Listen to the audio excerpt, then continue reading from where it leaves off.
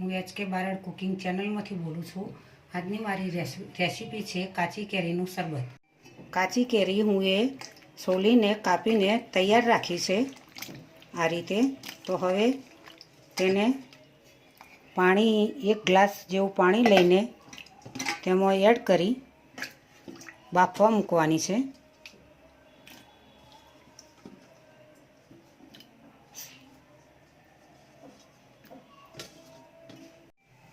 પાંચ મિનિટ સુધી બફાવા દઈશું. ગ્રામ કેરી છે તો તે પ્રમાણે 300 ગ્રામ જેવી ખોડ લઈશું. 1 વાટકી और એના ઉપર અડધાથી ઉપર વધારે થોડી 250-300 ગ્રામ જેવી પાણી લેવાનું. આપણે વધારે નથી લેવું, થોડી વેડીશું. ગેસ પર રાખીશું. વધારે ચાસણી કરવાની નથી, મીડિયમ કરવાની છે.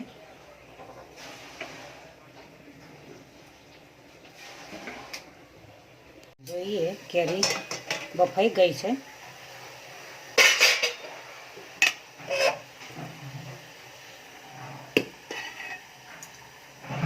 તો તેને ઠંડી થવા માટે તૈયાર થઈ ગઈ.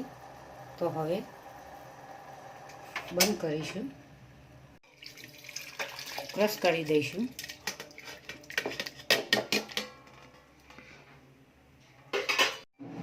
અડધી ચમચી જેવું મીઠું એડ કરીશું. ધાણા જીરું પાવડર અડધી ચમચી એડ કરીશું.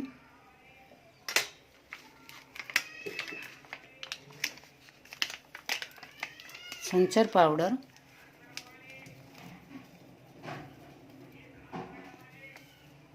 એડ કરીશું. મરી પાવડર એડ કરીશું.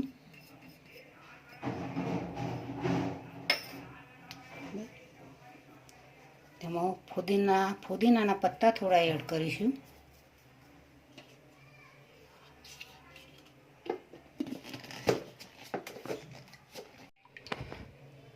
હવે ચાસણીની અંદર કાચી કેરીનું ક્રશ કરેલું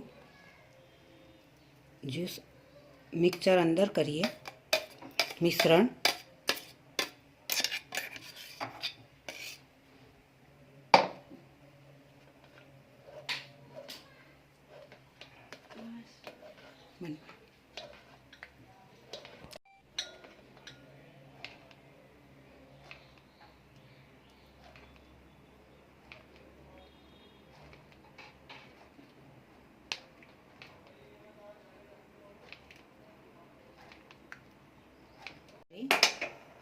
ફરી ચાસણી સાથે મિક્સ કરી ગરમ થવા દઈશું 5 મિનિટ જેવું. તો અંદર જે પાણીનો ભાગ હોય એ બળી જાય.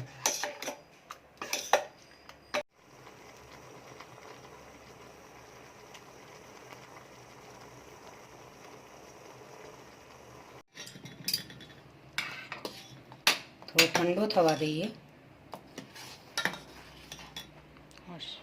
કલર તૈયાર જ મળે છે.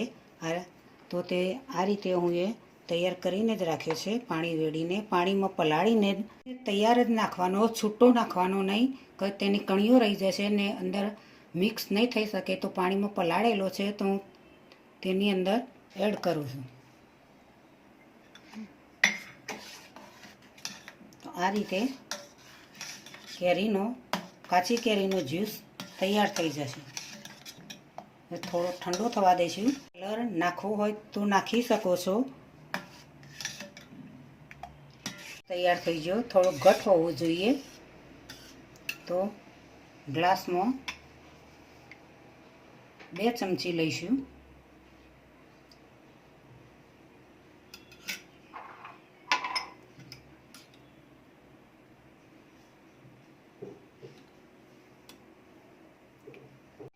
હવે તેમાં બરફના ટુકડા એડ કરીશું.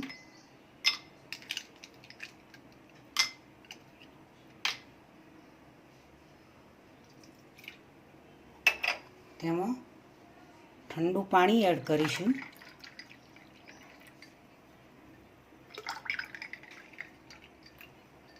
શરબત તૈયાર થઈ ગયો છે. કાચી કેરીનો શરબત તમારા શરીરની અંદર ગરમી દૂર કરે છે. ખૂબ જ જરૂરી છે. તે કાચી કેરીમાંથી ચટણી પણ બની શકે છે. કાચી કેરી જો તમને બહાર ગયા હોય ને લૂ લાગી હોય તો તેને માથા ઉપર અને પગના તળિયે પણ લગાવી શકાય છે. કાચી કેરી ખૂબ જ શરીર માટે ઉત્તમ હોય છે. તેથી કાચી કેરીનો શાક પણ બની શકે છે. મારા વિડીયોને સબસ્ક્રાઈબ કરજો, મારી ચેનલને લાઈક કરજો, શેર કરજો, બને તો કોમેન્ટ કરજો.